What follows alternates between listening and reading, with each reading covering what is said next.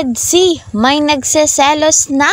At eto po, Kalingap Edu, may pinagbabawal kay Viancy. Ano po kaya ito? Isang magandang araw at gabi sa inyong lahat, saan mang sulok ng mundo. Mega love shoutout po sa lahat ng ka-member ko ng Karepa, Kalingap Reactor Partner, mga OFW, mga silent viewers na talagang hindi po nagsasawang tangkilikin ng ating vlogs. At eto po, patuloy nating suportahan at tangkilikin ang kanilang vlogs. Ang lagi ko pong paalala sa inyo, Kuya Val Santos Matubang at Kalingap Rob.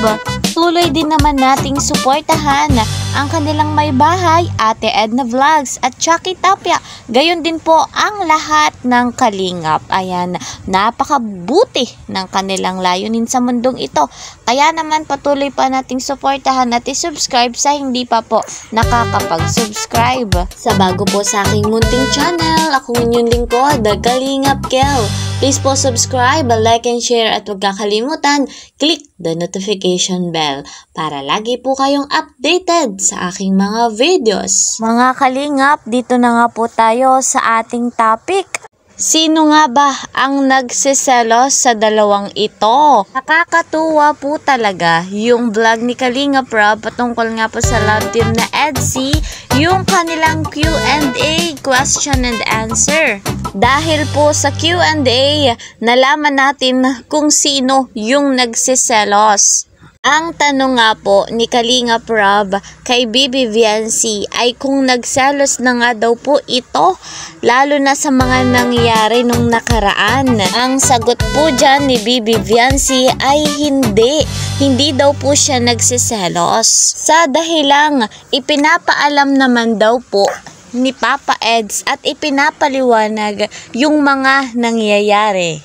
Eto naman guys, mga Kalingap, nang si Papa Eds naman ang tanungin kung nagselos na nga ba kay Bibi Viancy. Ang sagot ng ating Papa Eds, yes daw po, opo daw. At hindi naman yung sobrang pagseselos. Syempre, nilulugar ni Papa Eds yung pagseselos niya. Pero may kaunti nga daw siyang nararamdaman kapag may lumalapit na ibang lalaki kay Viancy. Ayan, kaunting selos. Aba, matindi na talaga ang pag-ibig. Eto naman mga Kalingap, ano po kaya yung pinagbabawal kay Viancy ni Kalingap Edu? Bahagi din po ito nung kanilang vlog at nabanggit nga ni Papa Eds na bawas-bawasan daw ni Viancy na bumarkada. Naku nga, hindi naman maiiwasan niya ni Viancy, lalo na at pala kaibigan ang batang ito. Yung mga barkada lang naman ni Bibi Viancy ay mga kaklase niya, ayan. At hindi naman siya sobra-sobra kung bumarkada.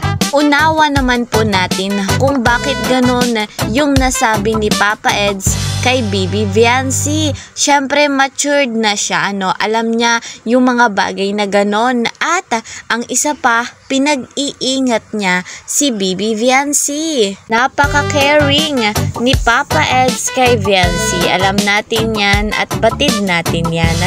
Ngayon, ang ganda ng kanilang samahan sapagkat nagkaaminan na nga po ng kanilang mga nararamdaman.